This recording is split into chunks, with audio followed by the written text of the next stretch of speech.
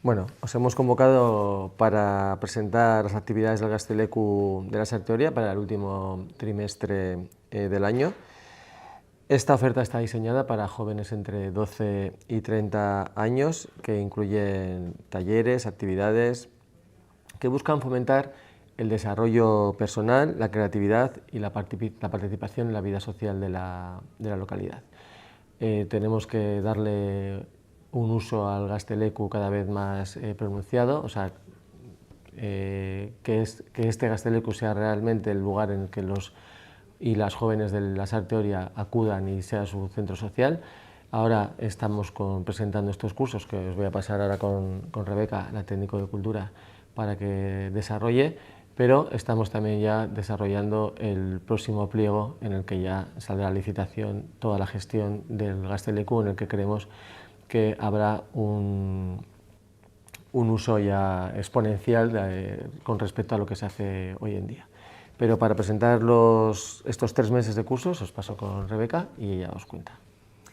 Kaixo, bueno, alkateak esan duen bezala, azkenengo hiruhilekorako programazioa aurkeztera gatoz.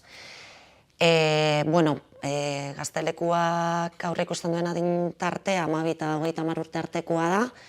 Beraz, jarduera bakarrak kenduta, tailer bakarrak kenduta, publiko horri zuzenduta dago. Izen emateak QR bidez edo Manuel Lekuona kulturetxean egin daitezke. Eta jarduera baino 4 egun lehenago itxiko dire izen emate epe horiek. Orduan, taldeak 12 lagunekoak izango dire asko jota, eta 6koak gutxinez. Gustatuko litzaiguke nabarmentzea 5-1 programa, udalak bultzatutako programa bat dela, nun gazteek egiten duten proposamen bat, eta proposamen hori aintzat hartuta, 5 lagun gehiago elkartuta, alegia denera 6 lagun elkartuta, proposamen bat egiten zaio udalari. Udalak proposamen hori gauzatzea ondo ikusten baldin badu, aurrera egiten du. Kasu honetan, hiruhileko honetako programazioan izango litzateke hip-hopa. Hip-hopa izango da lehenbiziko ikastaroa, eta hasiko da datorren asteazkenean 5:00 izango da asteazkenero 5:00-tik 7:00. Orduan, bai kasu honetan, izen ematepea gaur ireki eta ostiralera bitartean izango dela. Esan bezala interesatuak QR kode bidez edo Manuel Lekuona kulturetxean. Norbaitek arazoak edukiko balitu, arratsaldean zehar Gaztelekura bertara hurbildu daiteke ere.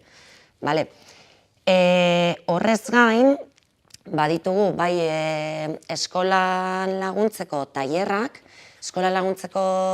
egingo dire ostegunero 4:00-tik 8:00, eta kasu honetan 12 urtetik 18 urtera bitarte mugatuak egongo dire. Hemen ez da izen ematea gauzatu beharko, baina kontutan eduki behar dute ikaslek eta gurasoek ikasketa topaleku bat izango dela. Ez dela akademia bat izango inondik inora, bai zalantzak argitzeko, edo esandakoa, ohitura bat hartzeko eta hori garatzen joateko, ikasteko ohitura hori garatzen joateko. Horrez gain, beste 2 tailer aurreikusi ditugu, bata eskuak zaintzeko, eskuen spa tailerra eta bestea azkazalak margotzen ikastekoa, nail art. Lehenengoa eskuak zaintzekoa izango da urriaren 24an eta bigarrena azaroaren 21an. Esan bezala, izen ematepea 4 egun lehenago itxiko da.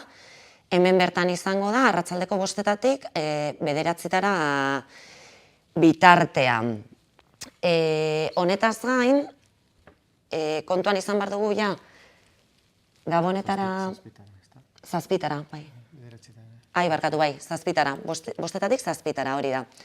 Horretaz gain, Gabonei begira zenbait jarduera antolatu dire, abenduaren 22-tik 30 bitartean, eta, pixkat helburua da, gazteak bertan elkartzea, nolabait ere jasotak egotea eta entretenituak, ez? Eta, garaia kontuan eukita, bereziki ondo pasatzea eta disfrutatzea. Horren barruan aurreikusten da, batetik Gaztelekua apaintzea, Gabonetako dekorazioarekin, beste bat izango litzake ping-pong txapelketa, izango dugu TikTok gabonetako, bai, eskerrik asko, TikTok gabonetako trendak sortzeko tailer bat ere, gero alkoholik gabeko koktelak prestatzeko aukera izango dugu, eta urtezarra ospatzeko gure modura, baita ere, egun bat lehenago. Orduan denak doakoak dira, jarduera guztiak doakoak dira, kasu honetan ere, gabonetako jardueretan ere, ez da beharrezkoa izena ematea, bertara etorri eta listo, izango dire jarduerak arratsaldeko 4:00 8:30 bitartean, eta, bueno, animatu nahiko genituzke Lasarte Oriako gazte guztiak bertan parte hartzera, eta dozein zalautza eukita, Manuel Lekuna kulturetxera edo Gaztelekura bertara hurbiltzea. Eta nik uste dut honekin. Rebeca lo ha dicho todo, así que animarles, como ha dicho ella, animar a todos los jóvenes de Lasarte Oria a que vengan y utilicen el Gazteleku con la propuesta que les hacemos de aquí a final de año.